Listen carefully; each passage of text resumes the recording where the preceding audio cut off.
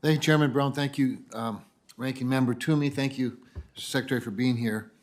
I want to follow up on a couple of things. First of all, both Senator Toomey and Senator Menendez and others, but especially the two of them, have certainly emphasized the expressions of commitment haven't led to action in terms of enforcing. And in the case of Nord Stream 2, where I want to drill down a little bit, certainly CATSA.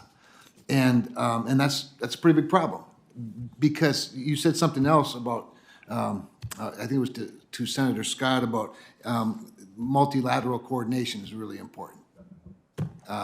Nord Stream 2 has been strongly opposed by the European Union Parliament. I mean, on two votes of like 400 to 100, and that's just rounding up the lower number and down the higher number. So it's hard for me to see much commitment when the president announces, just sort of out of the blue, the lifting of sanctions on Nord Stream 2, an authority he doesn't even have. And I think that we've concluded that the State Department determined that Nord Stream 2 Nord Stream 2 AG has facilitated sanctions evasion. On whose behalf? On whose behalf? I mean, who's the winner here? Why did the president lift the sanctions? Why are we facilitating this? I mean, on whose behalf is this being done? So, Senator, I appreciate the concerns, and they're concerns that we share. What we're doing within the Treasury Department is making sure that we're looking for any evidence that we can that will allow us to use the mandatory sanctions that Congress provided to us. We've met on several occasions with members of the committee staff here to hear from them in terms of the evidence that they have. We've also worked closely with the Department of Justice to make sure that we have a good understanding of the legal authorities that we have in order to be in a place where we can take actions when we have the appropriate evidence. But the president's actions were completely unilateral. They were outside of the law.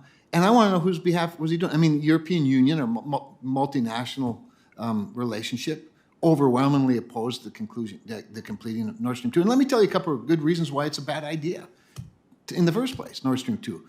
Because it has natural gas produced in Russia, moved via pipeline like Nord Stream 2, besides captivating European allies to a single source, setting that aside for a moment, has through the life cycle of that gas a 41% higher greenhouse gas emission footprint than natural gas produced in the United States and liquefied and sent to the same European allies. And that doesn't even include the methane leakage.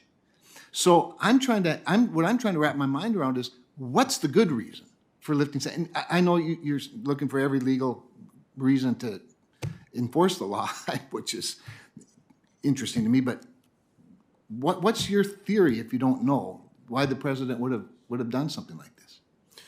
Senator, we share your concerns with regard to the Nord Stream 2 project. Ultimately, our goal here is the same as yours, which is to make sure that we provide for the energy security of our key allies while doing it in a way that doesn't further those that seek to destabilize the region. Our role at Treasury is to make sure that we use the mandatory sanctions authorities that you've provided, and that's what we're committed to doing when we have the sufficient evidence to do so. Well, I'm concerned about the bigger picture here. I mean, here we're going to send the president and most of the cabinet, it seems, to Glasgow to try to convince the world to be as good as we are. Although we have a Secretary of Energy who in North Dakota last week said the United States, doesn't have the moral authority to hold China accountable when they are emitting 3 times more greenhouse gas emissions than we are.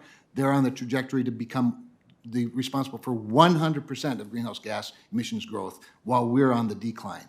And I'm having a heck of a time understanding why we apologize for the United States while covering for China, who just, as you know, we just learned, had a very successful circumventing of the globe of a missile.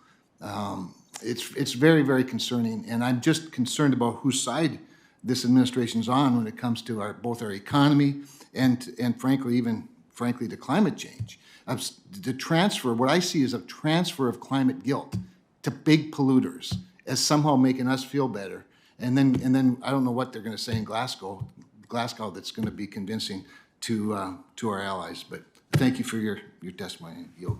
Senator, ultimately, the president believes that climate change is a global responsibility, but the transition to a clean energy economy is an opportunity for the United States in which if we make the investments that are needed, we can become a leader in selling American goods and services around the world that help to meet the needs of climate change. And I'm all on board. I argued to stay in Paris with the last administration for those very reasons, but I'm not seeing that kind of leadership anymore. I'm just seeing transfer. I mean, the approval of Nord Stream 2 there are multiple bad things about it, and I haven't found one good one, including on whose behalf we facilitated these sanctions breaches.